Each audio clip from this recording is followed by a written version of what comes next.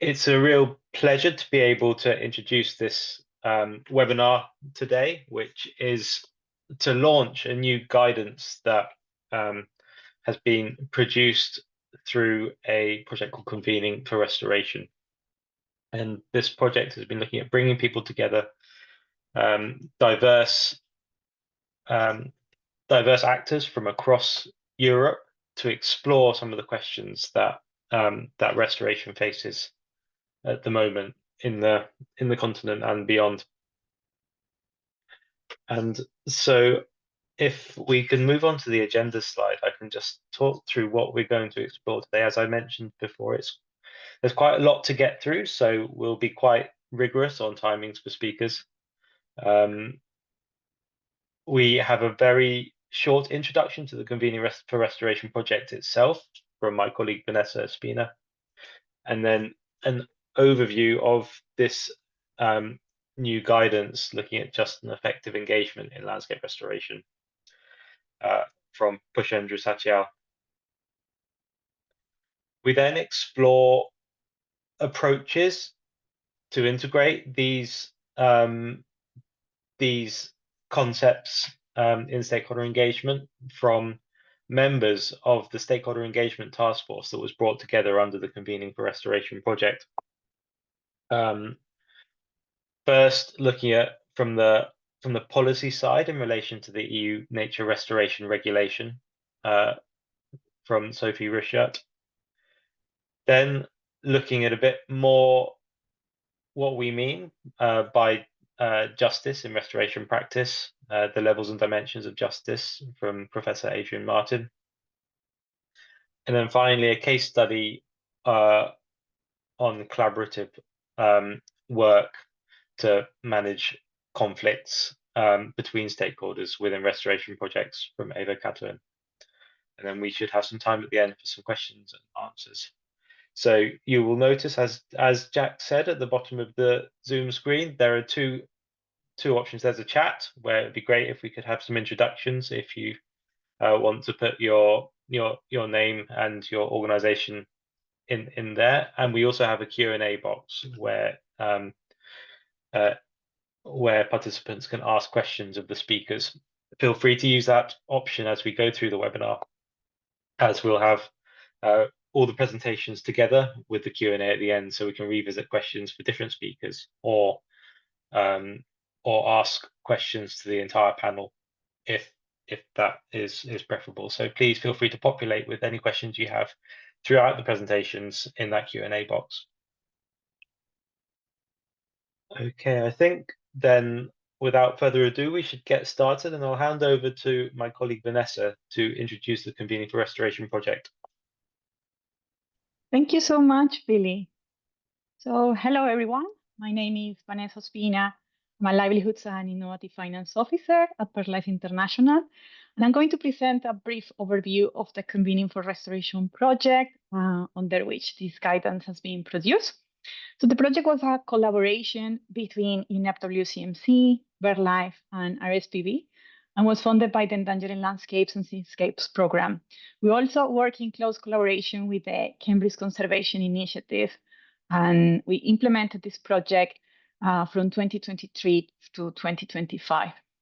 So the project aimed to bring together diverse stakeholders, including restoration practitioners, local communities, the finance sector, and policymakers, to jointly identify solutions to overcome the main barriers to restoration in Europe.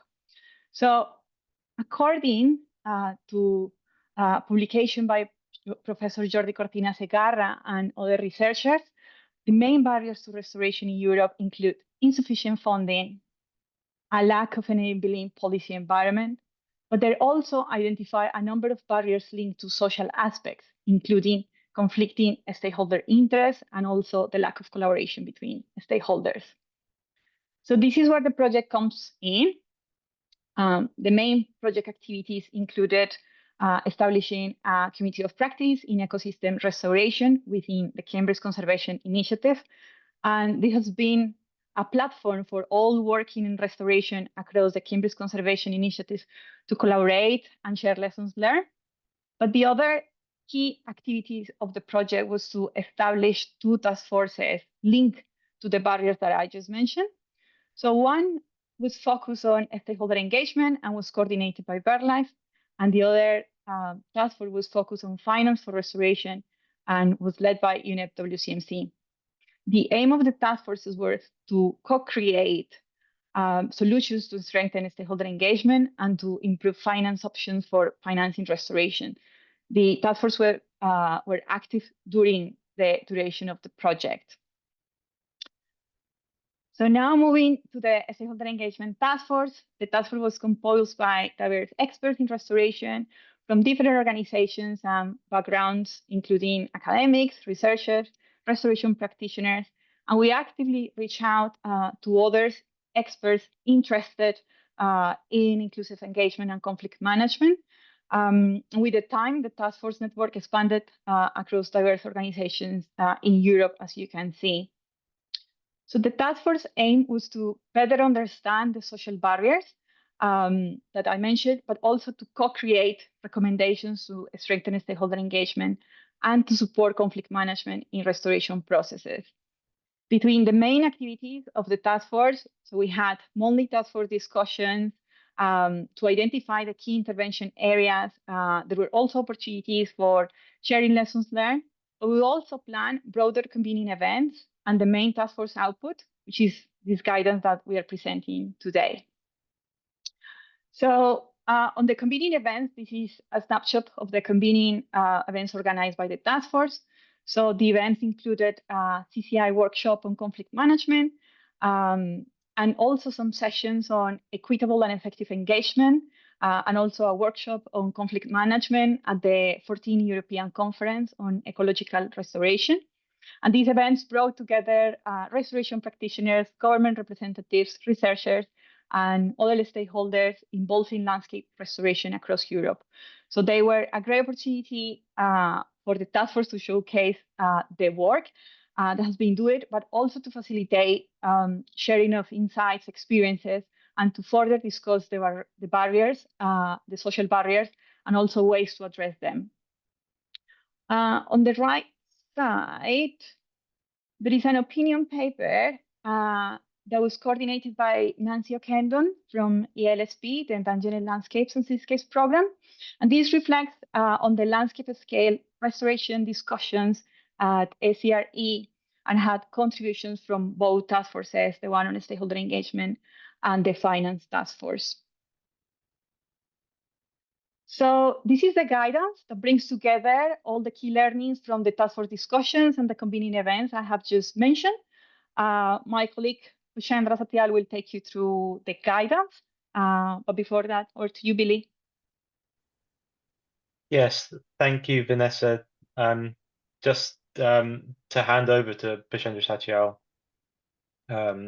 Senior Policy Manager at BirdLife International, to talk through this new and exciting publication around just and effective engagement in landscape restoration in Europe.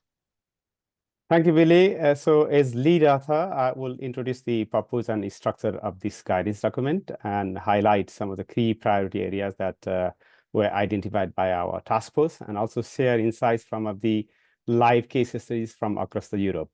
So next slide, please. So the guidance is built around the 3 priority areas: supporting a favorable policy environment, ensuring inclusive stakeholder participation in restoration, and managing conflicting stakeholder interests. So in each of these themes, we have identified key barriers, and it also provides the key messages and also enablers, and we then come up with some of the recommendations. This also highlights the importance of why we need to address justice and human rights in restoration. And there are live case studies as well. So these are the examples from the case studies that have been incorporated in the 3 priority areas we identify and discuss. But also there is the extended case studies in the annexes section as well. And we also have provided a list of additional tools and resources that you can use for further reading and references. Next slide. So starting with why does just and effective engagement matter so much? Because landscapes are not just ecological spaces, they are also social ones. They bring together a variety of stakeholders at different scales: the governments, landowners, land users, rights holders, local communities of different kinds, NGOs, and many others, each with a distinct interest, values, perspective, and cultural identities. And restoration succeeds when these actors collaborate. And just as ecological outcomes matter, so do the social ones. Poorly designed restoration can negatively impact people, for example, reducing access to natural resources or even in some cases increasing poverty as well. So in particular, we need to look into the voices and agency of the marginalized underrepresented groups because that can result in unfair distribution of costs and benefits. That's why effective engagement must be rooted in the respect for human rights and in the principle of justice. So mainly distributive justice, social justice, and recognition of justice. You'll hear more about this justice dimension from Adrian's presentation, because justice prompts us to ask who counts, what counts, and who decides. Next slide. So the first priority area is about creating a favorable policy environment for stakeholder engagement. Obviously, the Kunming Montreal Global Biodiversity Framework provides and takes all of society, a whole of society approach to implementation, and emphasizes that the parties need to apply a human rights-based approach. Similarly, the EU Nature Restoration Law regulation provides an important foundation. At the moment, the various member states are developing national nature restoration plans. These plans must be developed in collaboration with all relevant stakeholders at different scales. But policy frameworks need to go further. National and regional restoration targets must be aligned with the local aims, needs, and priorities. And we also have strong existing instruments, such as the RS Convention, which guarantees access to information, public participation, and justice in environmental matters. Next slide. So in particular for this aspect, we have come up with 3 main recommendations in the guidance document. First, we need to build collaborative governance system that enable shared decision-making. Second, we need to integrate restoration into broader national and sectoral policies, such as those on agriculture, water, tourism, and rural development. And finally, we need to ensure that there is alignment and synergies between various international and EU level strategies, such as those on biodiversity, climate, and also the common agricultural policy. Next slide. So the second priority area, is ensuring inclusive participation of varieties of stakeholders. Restoration must prioritize equity and justice by centering the voices and agency of the most affected and marginalized stakeholders. Stakeholder identification should be systematic and complete, using inclusive mapping approaches and internal reflection at every stages of the project cycle, from scoping and design to implementation and monitoring and evaluation as well. And crucially, projects should adopt co-production approaches that empower stakeholders and align local visions with broader restoration goals. Next slide. So in terms of recommendation, we stress that we need to prioritize equity and justice by centering the voices of the most affected and marginalized people. We need to identify and engage key actors through inclusive mapping and internal reflection at all stages of the restoration cycle. And we need to adopt co-production approaches that empower stakeholders and align local visions with broader restoration goals rather than simply consulting. And you see there are different stages of the project cycle, restoration cycle. And then on the right is the different level of participation. So our aim should be to get the higher level of participation of different stakeholders, at least collaborating and empowering level of participation, and putting the most marginalized and underrepresented groups at the core of the decision making. So next slide. So the third priority area is about managing conflicting stakeholder interest. Conflict is inevitable in restoration process, and it often stems from differing perception about fairness and legitimacy. And we need to look not only the visible conflicts, but also the hidden conflicts that can be masked because there are deeper unspoken tensions that are rooted in the values, needs, and emotions. Barriers to managing conflicts include, for example, weak communication and power imbalances. And conflict management involves bringing together stakeholders to express views and find common understanding. In other sense, it is about transforming competing claims and incompatible goals into a shared vision and compatible goals. Next slide. So in terms of the recommendation, we have 3 recommendations in managing conflicting interest. First, we need to identify and address power imbalances to create more inclusive and fair processes. Second, we need to understand stakeholder conflicts and facilitate conflict management through participatory tools and neutral facilitation. Third, we need to invest in capacity and provide resources to build mutual trust and facilitate long-term engagement. Next slide. So as you see, we have at least six European case studies that have been used as an example when discussed about the 3 key priority areas for just and effective engagement. These recommendations are not therefore just theoretical. They build on the practical experiences from the task force members who have tested approaches for inclusive participation, conflict management, and governance. The guidance also distills these lessons into tools and approaches that others can apply. The case studies cover different countries, as you see, from Bulgaria to Australia, Austria, Finland, Spain, and United Kingdom. And they also cover different types of the ecosystem and governance settings. The case studies illustrate the barriers and enablers we have discussed, and so how engagement can make or break restoration initiatives. They remind us that while principles are essential, it is practice that determines the success. And to conclude, just and effective engagement is central to restoration success. We must address power imbalances. We must prioritize equity and justice, centering the marginalized voices. And we must invest in trust, capacity, and long-term collaboration. By doing so, we don't just restore landscape, we also strengthen communities, institutions, and relationships that sustain restoration into the future. Thank you very much. I look forward to the discussion and to hearing your perspective on how we can put these recommendations into practice together. So thank you. Back to you, Billy. Yes, thank you very much, Pushendra. And just a reminder to put any questions that you may have in the Q&A box. As we've seen, we through this project explored different barriers to stakeholder engagement, both from the policy level and at the practice level.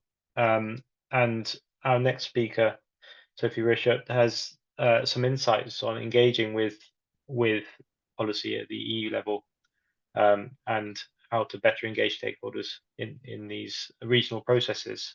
So now to hand over to Sophie. Good morning, everyone. Nice to see you here.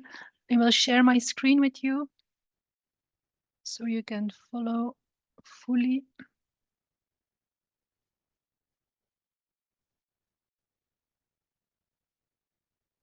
You can see it? Yes, we can see that. Yes, fine, thank you. Let me start.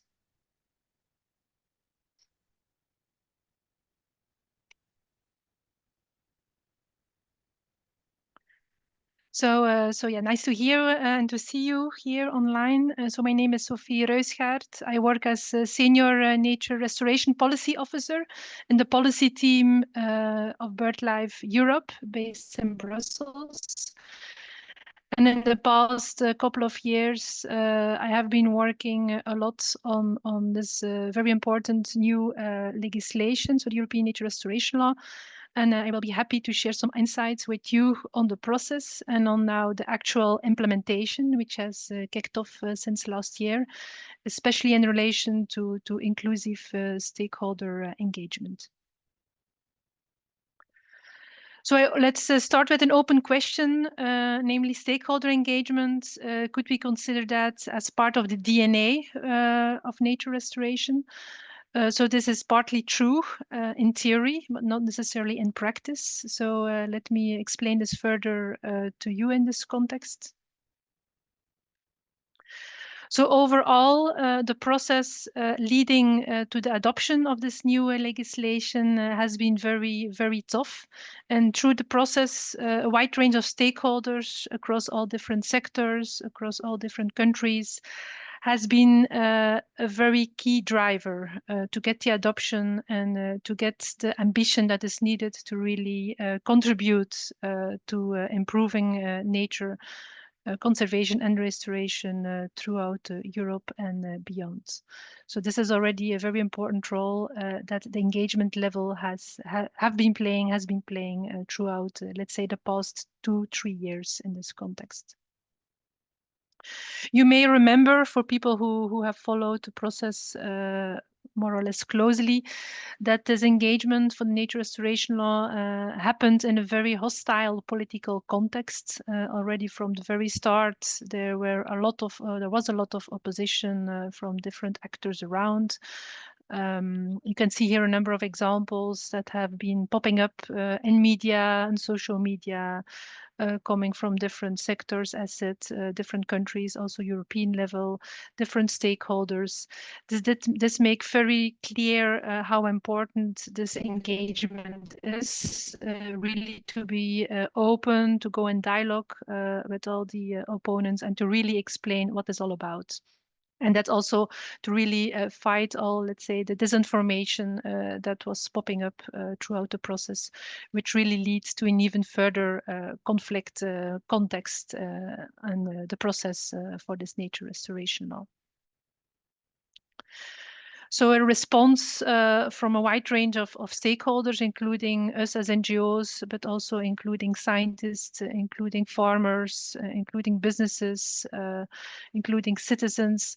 There was a strong feeling that our voices needs to be heard. So there was a strong joinment of forces, a strong call towards the political level, towards the opponents, how important nature restoration is and how important the element also of engagement is, instead of polarizing, being against it, to really go in dialogue, as it, and really see how this process, how this new legislation still can make it throughout the process, so it can really be implemented on the ground. And finally, as you may remember, in June 2024, last year, the law was adopted with a very slight majority, but there was sufficient support to really kick off the implementation, because this was, of course, the end goal, to really get nature restoration a boost on the ground in the different countries and really act as example on a global scale, related, for example, to the global objectives under the CBD to really improve nature restoration across the globe. But this is not a given. This was not a given, and it is still not a given. So now we are still working in quite a let's say, a hostile context. There's ongoing opposition. This is mainly due still to the political context, let's say, and it even shows more than ever how important this continuous need is at several levels. So both at a higher European level, political policy level, but especially on the ground, because now it is up to European member states to actually implement this law and to really talk with all the people who still have concerns and listen to them and really ensure that this is well implemented. So you see here a number of examples also from messages that has been popping up in, let's say, the past months. from Germany, but also from higher level at an European level, because what is very concerning now, which you may have been seeing also, is that currently at European political level, there's a strong push going on to really limit the power of civil society, including so wide range of stakeholders. There are attacks on funding, there are attacks on the way that thoughts can be expressed, and so on. So this indeed is not very welcoming also to actually implement this new legislation on the ground. So it makes us, as said, even more important to really go in dialogue and really stress this participatory approach throughout. And also as a reminder, it was already said in introduction, so the nature restoration regulation or the nature restoration law clearly has a legal obligation to fully focus on proper stakeholder engagement, following the principles that has been key in the recommendations that we formulated. I show here a number of extracts of the legal text. So there's reference to a fair and cross-society approach. There's reference to an open, transparent, fully inclusive process, including all relevant stakeholders. And there are more references in the text. So it's really clear as a legal obligation for member states who have the end responsibility to implement this legislation to really fully pay attention to this. And key for the implementation of the nature restoration law are the national nature restoration plans. This will be the guidance document, the driving framework to implement the law. And there, member states will need to really make clear to what extent they will prepare and they will implement all the different targets and objectives for the different ecosystems of the nature restoration law, including the basic condition of proper stakeholder elements. And related to that, there are diverse roles and opportunities for engagement. I list here a number of examples. There's of course the importance of science from the scientific side. Key is the strong application of proper communication and engagement as a whole. There's capacity building, which is really key to ensure that all stakeholders are fully at speed and on the same page to really contribute constructively to the process. There's of course an important element of financing, so proper incentives to foreseen for all people who are involved. And then, as already said, the cross-society cooperation and approach is very important in there. And finally, there's an important element of synergies because the nature restoration, by definition, has strong links with other land uses like agriculture, like renewable energy, like forestry, and so on. So also there, of course, the element of stakeholder engagement is key. Here I give you a number of examples of in the way how stakeholders are currently involved in the process of development and national restoration plans, and this is happening at in several ways and several speeds in the different member states. And this is also the way how it should properly happen in the way here provided, for example, related to the knowledge base. It's very important that stakeholders fully engaged in this proper selection of measures and sites, of course, who will be featuring in the national restoration plans. There's a wide range of knowledge across stakeholders, across NGOs, across citizens. On the way how to do that. There are a lot of best practices that are being shared from projects on the ground. So we should not start from zero, but we can really learn from what is happening in a good or a bad way in previous projects.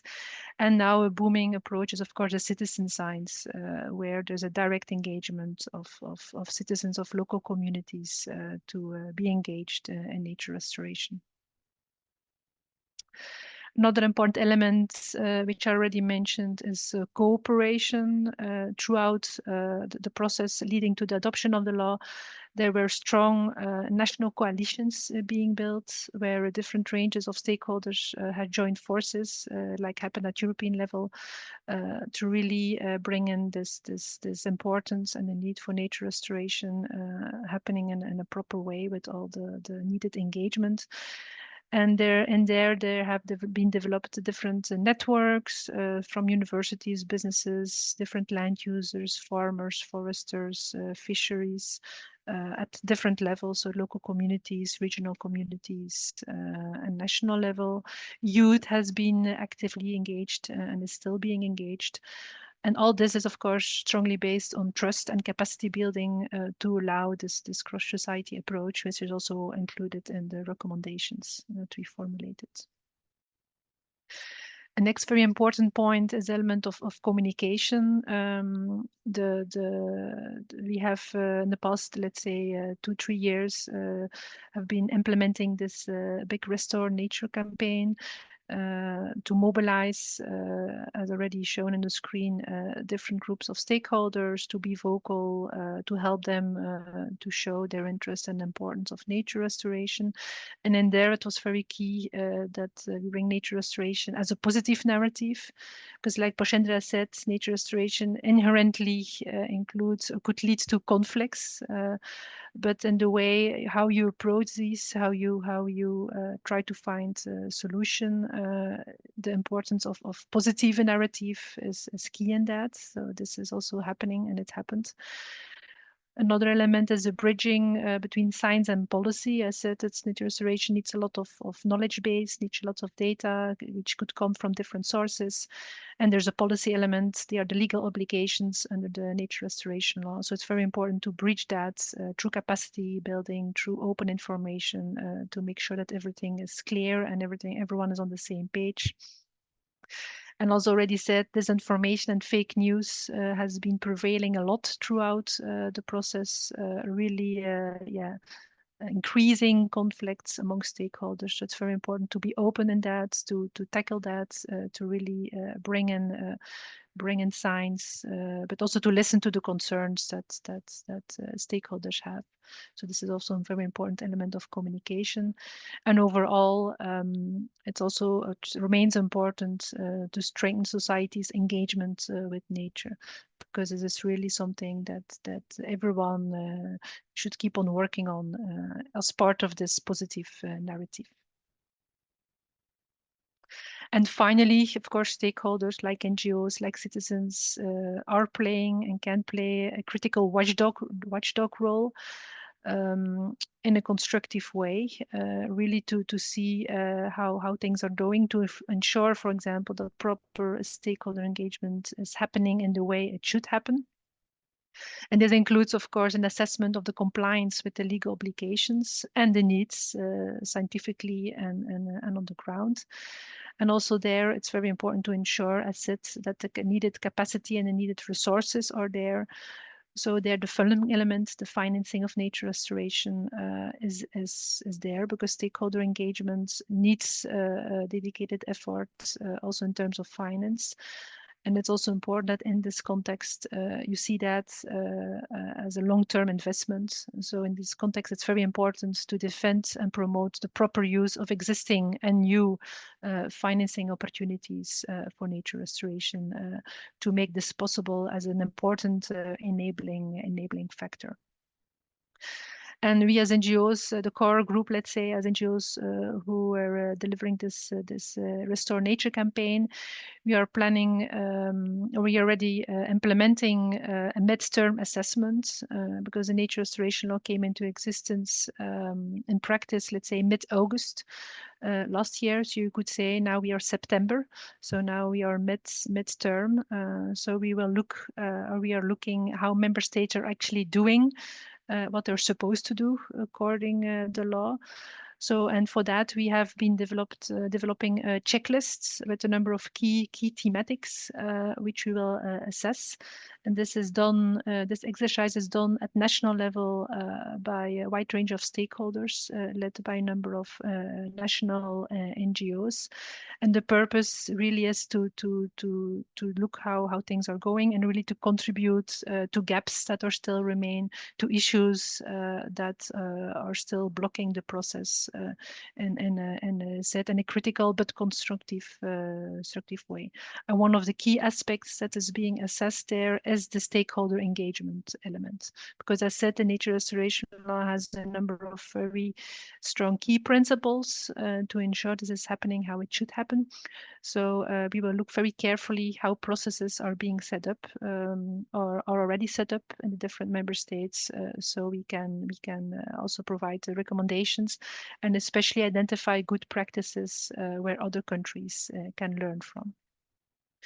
And what we already know is that several stakeholder participation processes has been set up in different countries. For example, in Czechia, in Spain, Finland, France, Greece, Hungary, and also Poland, for example, and other Eastern European countries. So things are going in the way they are planned to go. But we need a proper look how stakeholder engagement is really getting the attention and how NGOs and scientists are really involved in the process. So keep in touch. We are working on that now, and we should be able to share results with you in the coming, let's say, October, November, hopefully. And this is also maybe to mention very important for the European Commission, because the European Commission has also the legal obligation to properly assess the national nature restoration plans, which member states will submit to them. And of course, they are very, very keen to hear the voices of NGOs, of stakeholders, how the things has been going in the countries. So this will also directly contribute to this process too. And I think this brings me to the end of my slide. Yes, thanks a lot. And now I said it's time to restore nature. So for all of you being involved in national processes, please make your voice heard and contribute a lot to your process. Thank you. Yes, thank you so much, Sophie. And it'd be really interesting to see the stock take, the actual implementation at national level of some of these issues around participation and engagement. So it would be great to keep in touch with that. Now I'll be handing over to Professor Adrian Martin from the University of East Anglia to talk through some of the latest thinking on justice and restoration. Hi, yes, thank you very much, Billy. Let me just get my screen up and ready.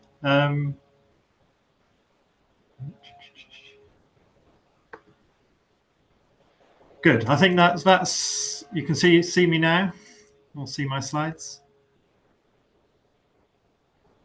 At the moment, it doesn't seem to be in presenter mode for us. Ah, okay. Let me just try again. There Better? We go. Perfect. Yeah, thank okay. you. Right, thanks very much. So yes, my name's Adrian Martin, School of Global Development at UEA, but very pleased to be invited to this and to have been involved in quite a lot of the discussions and process up to date. I'm going to begin by sort of taking a bit of a step backwards, but I'll try and do that briefly before getting on to the European examples. But part of my sort of background here is being part of IPBES assessments, for example, and a sort of wider interest in why we need to pay far greater attention to the social elements of the ecological crisis and the social dimensions of restoration. This is at the very sort of basic level in a sense. If we go to the last year's IPBES transformative change assessment, and their sort of fundamental proposition in a way is that all of the ecological crisis we face is underpinned by what they call underlying causes, and that these themselves are sort of deeply related to justice and inequality. So, you know, the inequalities in the distribution of power and wealth, and how those lead to the prioritization of certain agendas which are short-term, materialist, and so on. Even, you know, restoration as a sector is not going to, of course, be able to address all of that sort of underlying inequality. But even if we just take the sort of basic message that we need to not forget and concentrate more on understanding the social dimensions of problems at a sort of quite a practical level. You know, if we don't do this, we of course overlook to an extent one of the sort of primary motives for caring for the environment, and open ourselves up to this division between stakeholders and not carrying everyone on board.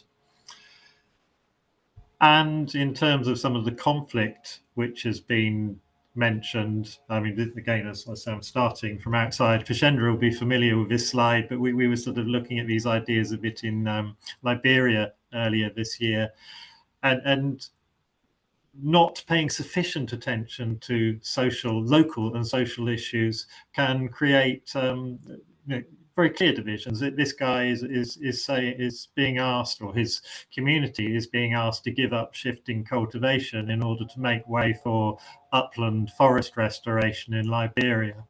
And then he and others are saying, you know, we're on board, we care about the environment, but this is a serious cost for us, and it makes it very difficult for us to simply cooperate and be partners. And there's quite a lot of evidence now. This is from a paper led by Neil Dawson, that, and this sort of mirrors a sort of diagram that Pashendra showed at the beginning as well, actually, that if we really bring people into meaningful collaboration, then it has important potential for improving results both in the ecological and the social domains. So this is just reporting on ecological outcomes of projects from a systematic review. And what it shows at the bottom is that, you know, if people are completely excluded from project design and management and from benefits and so on, then the results are not that great. Only 25% of projects reporting positive ecological outcomes. If you go for a sort of tokenistic approach to participation, organise a few consultation events and so on, bring people into the village hall and tell them what's going on, really doesn't make much difference. You know, the tipping point with participation and inclusion only really starts to begin when people are brought in as genuine partners, and you can see once that happens, suddenly the ecological outcomes start to tend to improve quite dramatically. So one thing that I've sort of reported on previously is our attempts to sort of extend that understanding from the kind of level of participation, the level of procedural justice which is required in order to really bring about change and perhaps to move towards restoration as a transformative activity in landscapes, to also think about these other dimensions of, so procedure here is in the sort of middle column, and you know, the fact that, you know, just a sort of managerial tokenistic approach isn't enough. We need to go beyond that, but trying to sort of understand that for other dimensions of justice as well. So how do we think about deepening attention to distributional justice and deepening our attention to social recognition, to understanding people's and respecting people's knowledge, identities and values. I won't dwell on that, but that is sort of reported in detail in other places. But I think that's a sort of important background to the work we've done in the European context. I just want to report a little bit on a project called Seascapes, which operated in a case study in Scotland, one in the Czech Republic, and one in France. I think I saw on our participation list David Brown, who appears in this photo and was one of the team. And one of the outputs, well, 4 of the outputs here, for each of these landscapes, we worked with local communities to co-produce what we called a manifesto for just landscape restoration. And in the French case, actually, they produced a rather good film in addition, which reports on that. And subsequently, we've been doing some analysis of those manifestos using a leverage points model to ask, at what kind of different levels of society and our operations of restoration does it need to operate? So we've identified 3 different levels based on sort of previous leverage levels models: the operational level, the institutional design, which sort of I guess shapes what happens at the operational level, and then at the deepest level, this kind of underlying systemic intent, the goals, the values, and the narratives that drive the way in which we govern the environment. And these are, in this diagram, they're kind of more or less aligned with the different dimensions of justice, although I would have to confess that doesn't work perfectly, so that operational level interventions tend to be more about distribution. Institutions determine who contributes to decision making, so there's more about procedural aspects, and these deeper systemic levels are more about the views, the values, the goals, more about the recognition.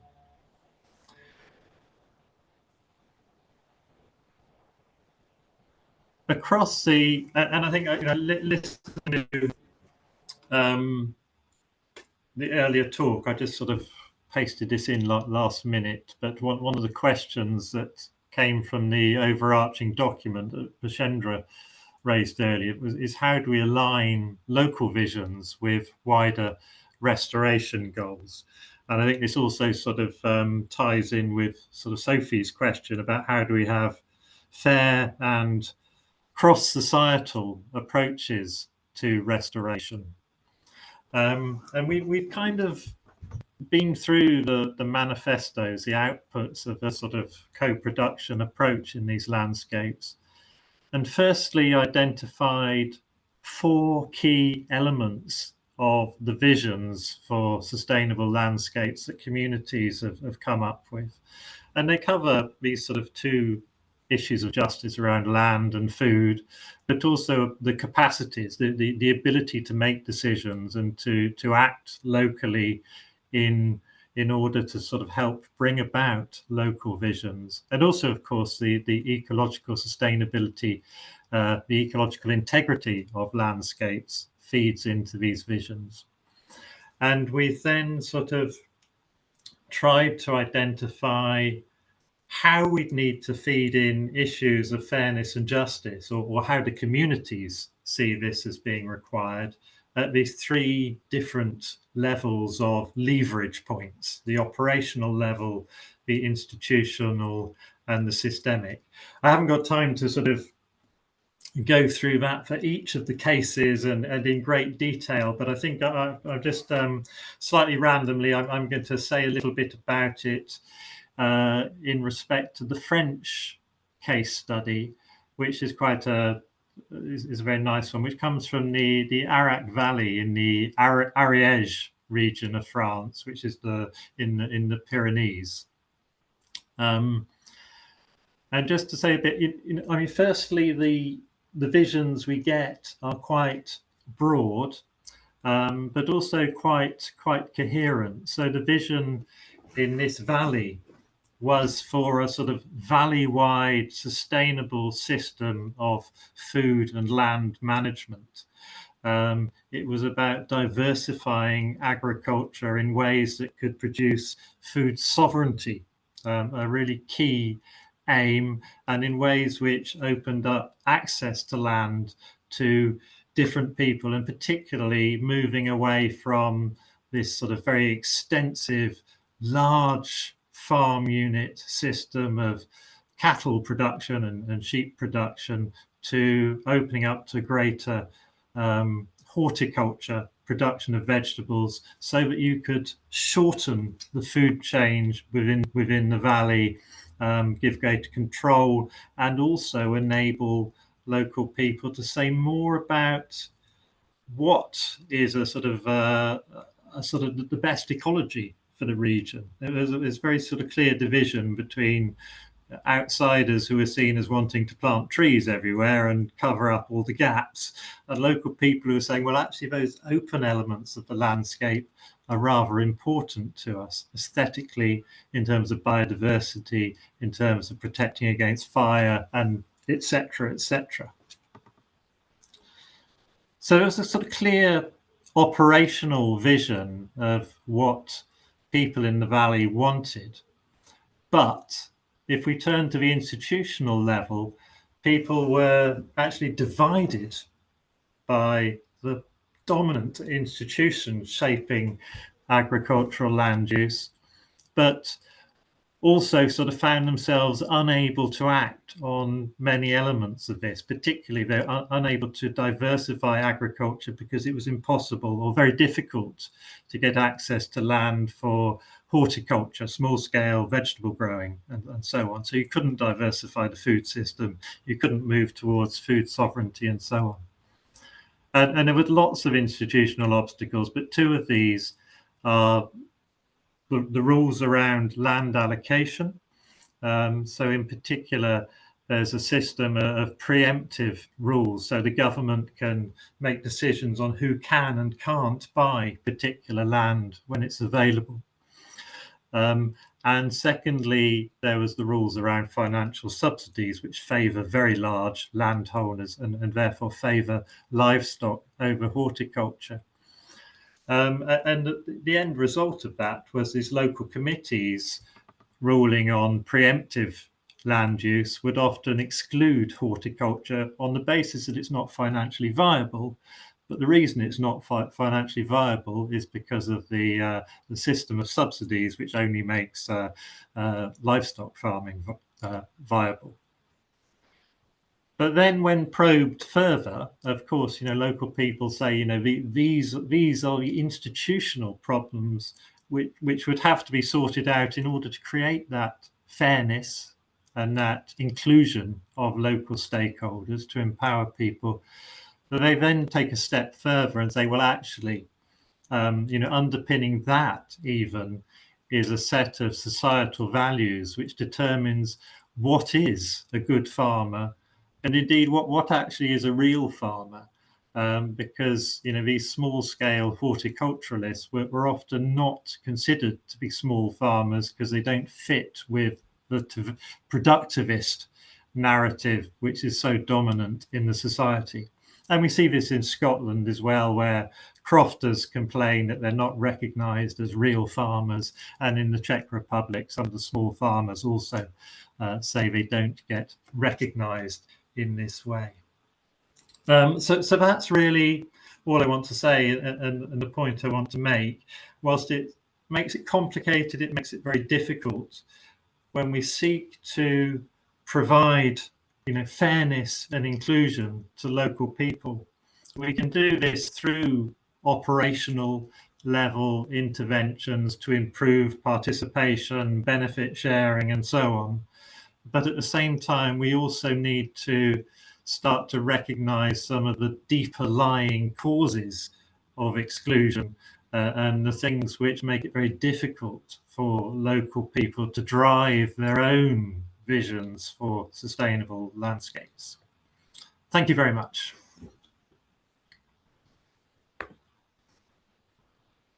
Thank you so much, Adrian. That was a really insightful presentation. And that last slide, I think, really demonstrated the interplay between policy and practice that might need to be taken to actually enable and empower local stakeholders to be able to engage in restoration and achieve their own goals.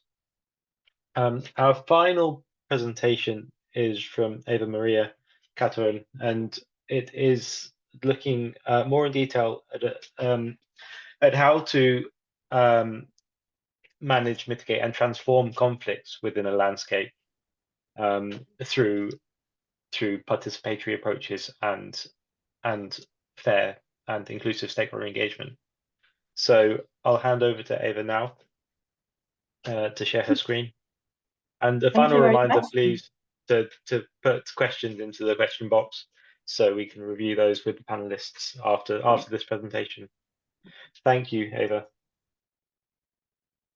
Thank you very much, Billy, and thanks to have this opportunity to present our case study coming from a small wild river system valley in Austria. So I'm speaking today of a collaborative process for visitor management in a nature park in the Tyrolean Lech Valley. And I want to show you this case study because it was a very good example how to manage conflicting stakeholder interests within a restoration project.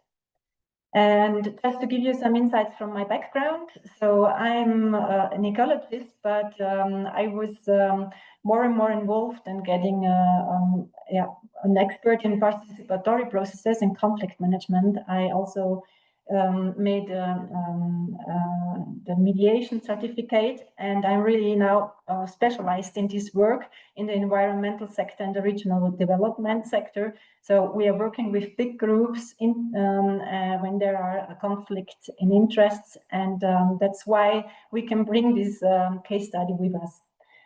We are situated in Austria, in this Lech Valley, where I'm telling you a bit more of this case study now.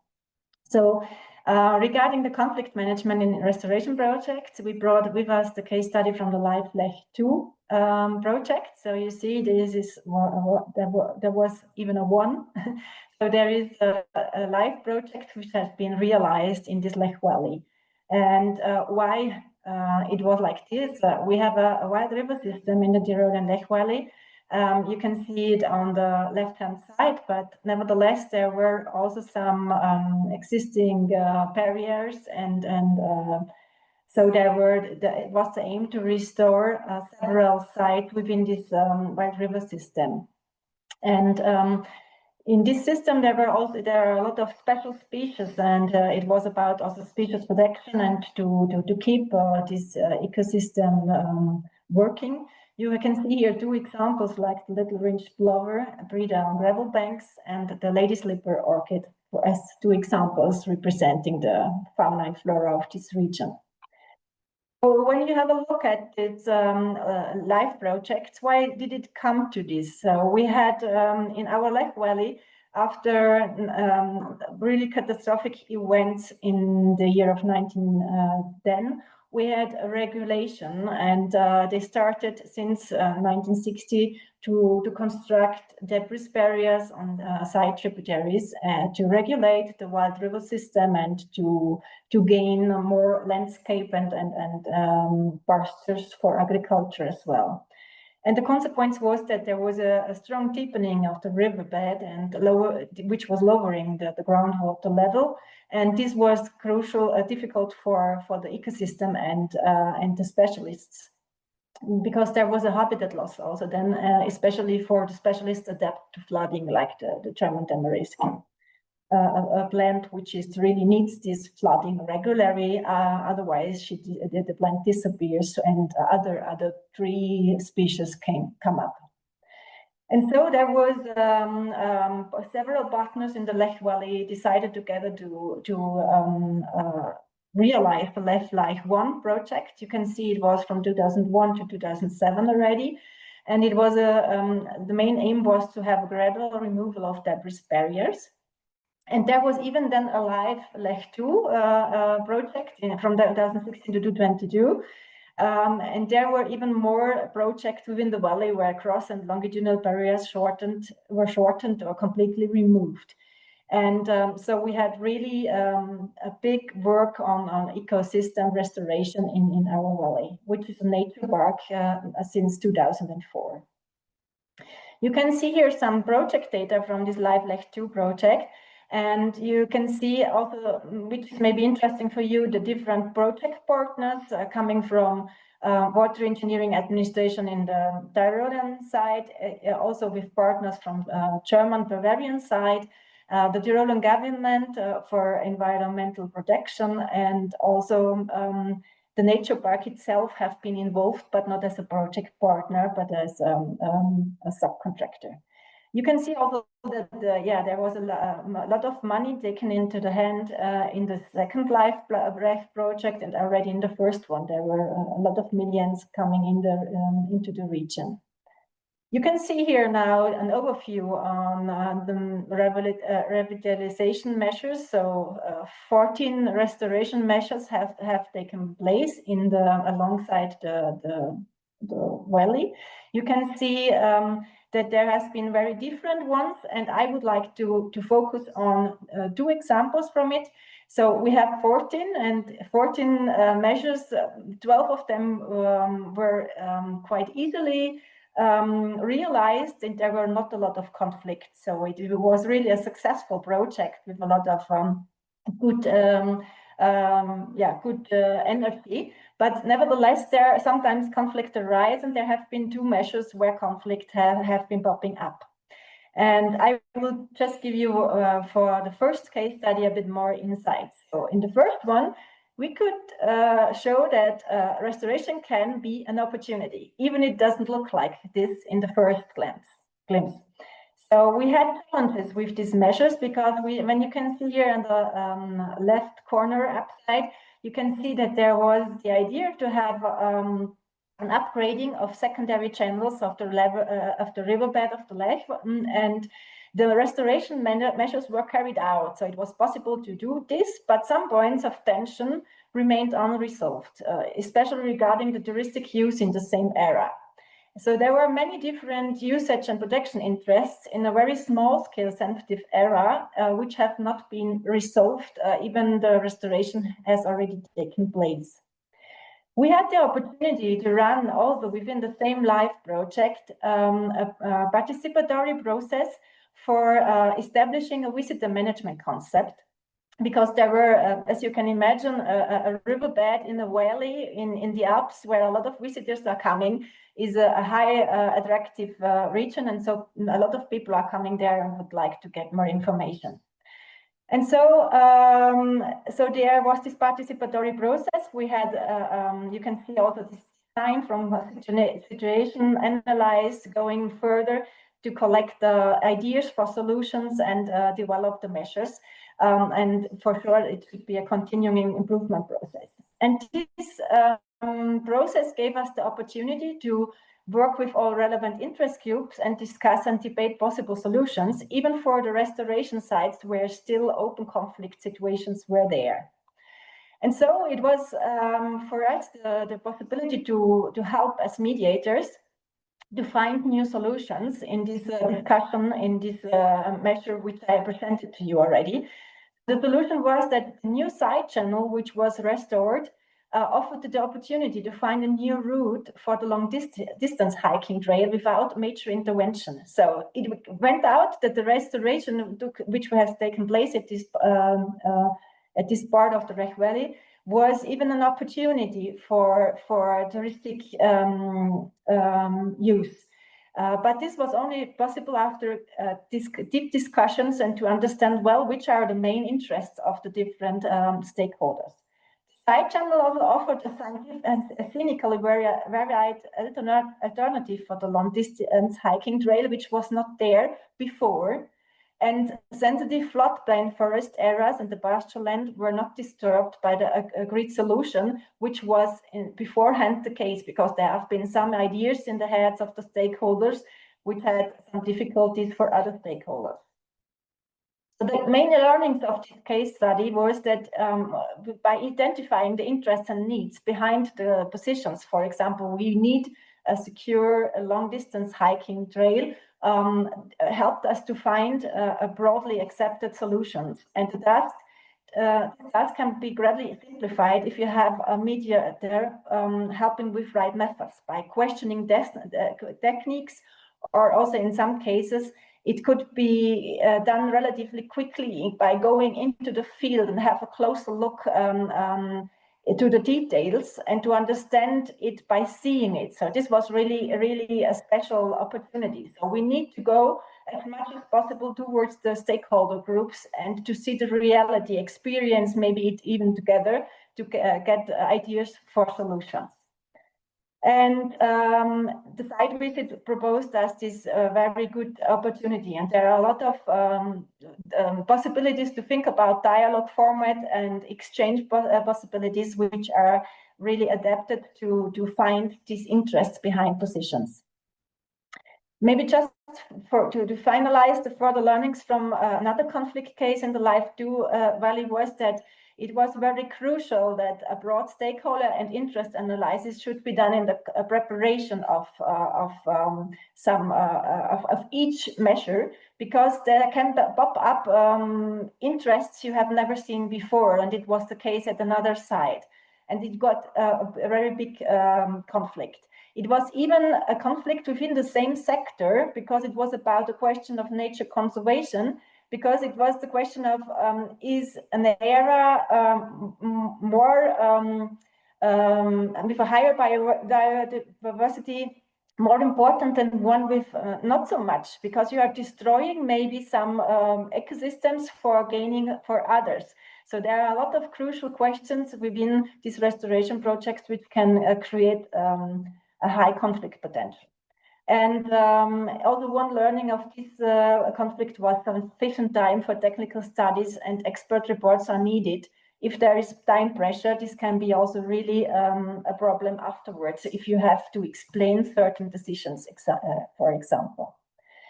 Yeah, that's just a bit of some small insight. There is not much time to go closer into this, but please feel free also to have a look at the guide.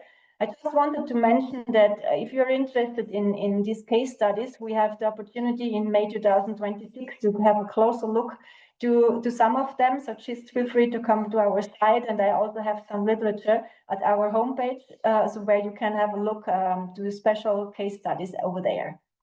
Yeah, thank you very much for the opportunity, and now I'm heading back to Billy. Thank you very much for the collaboration. Yes, thank you, Eva. That's really insightful and fantastic to see these lessons in practice. We now have space for a Q&A session. There are a couple of questions already for Adrian and one for Sophie. So we'll go through those now, but anyone else, feel free to ask questions to specific speakers or to the panel as a whole.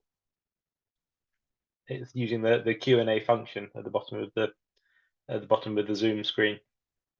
So I see that the first question for Adrian from Peg Shaw around the measurement of ecological outcomes related to the ladder of justice-centered conservation ecological outcomes has been answered in the chat, but I can see that the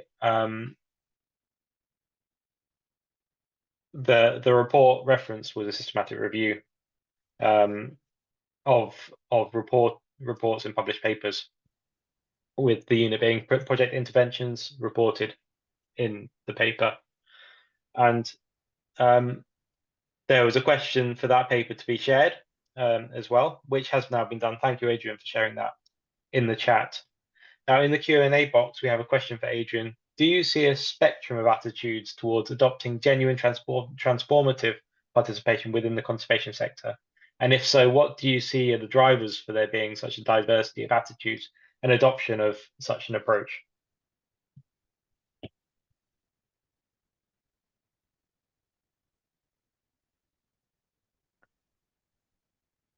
I see Adrian may have actually disappeared for a moment.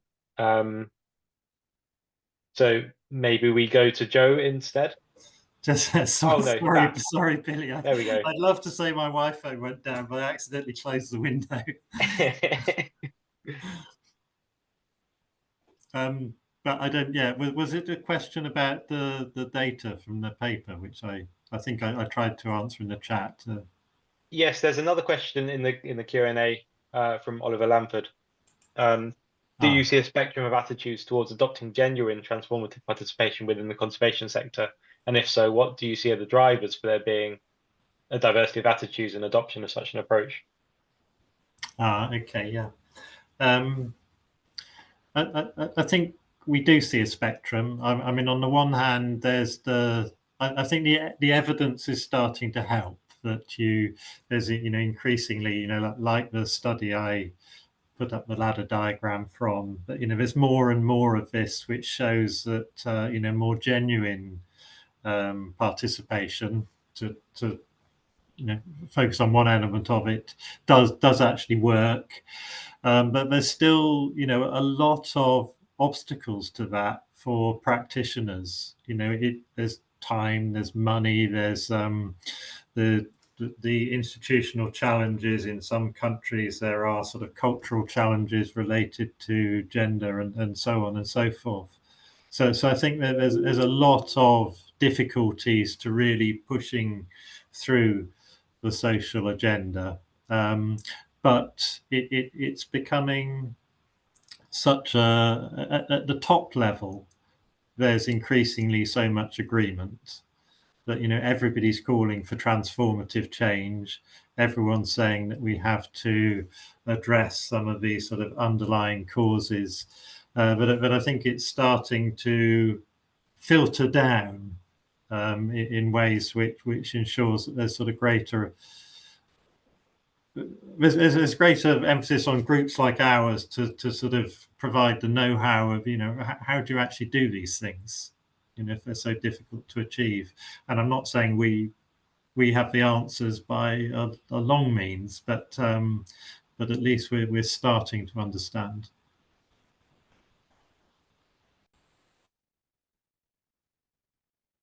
Thank you, Adrian. The second question is for Sophie, around which member states are leading the way with stakeholder engagement in national restoration plans. Are there any good examples coming forward from your knowledge and review at the moment? I would say leading the way. Maybe it's too early to say, but from information that we already getting, I can highlight a number of countries. For example, in Spain, Spain has set up a participation process with different levels: horizontal, vertical, regional, involving citizens, scientists, and so on. And also a similar approach has been set up in Portugal and France, for example. And in one part, this is organized or led by independent mediators, and another country this is led by government institutions itself. So you see that approach is different. And for example, in Finland, a dedicated consultation process is being set up with the Sami Council. So this is also in preparation. There is also in Finland a citizens panel on restoration. Meetings were already held in May and June, and this will should lead to constructive insights on the priority of measures and sites according to citizens. And in France, an assessment priority participation process has been initiated, and now based on the initial findings, this is being worked out to see where specific groups of stakeholders needs to be involved. And this includes a very important awareness raising campaign on the importance of biodiversity and ecosystem services.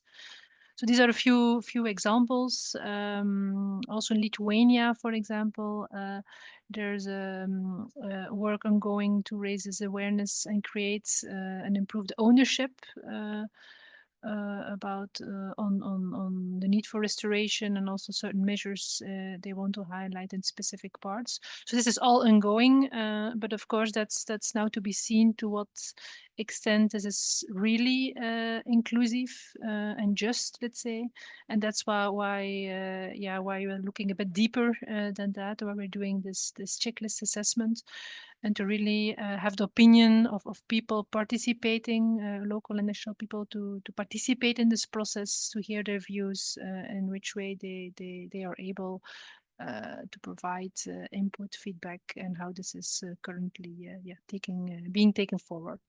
So this is ongoing for now. Thank you, Sophie. I had a follow-up question related to that. So the checklist process and stock takers is happening now. Do you see any challenges or barriers in terms of sharing lessons from that and highlighting good practices once that activity is complete? And is there a role for civil society to highlight and push for best practices in just and effective engagement in implementation of the law? I think key in that is really driven by national coalitions. So that really people doing this assessment, they of course know how the process is going. They know the political context. They know the sensitivities, because as I said in my presentation, it's important in this phase to be very constructive. To really, of course, you need to be clear if things are not going well, but also to approach that in more constructive, positive way, so the needed changes can happen. And also then this local organizations can also are also best to identify these best practices, so they can be proud how things are going, and they can then help us to share this with other countries, because when we talk to people, we see a clear need for better understanding how things are going in neighboring countries or even other parts of Europe, so they can really learn from that and bring that information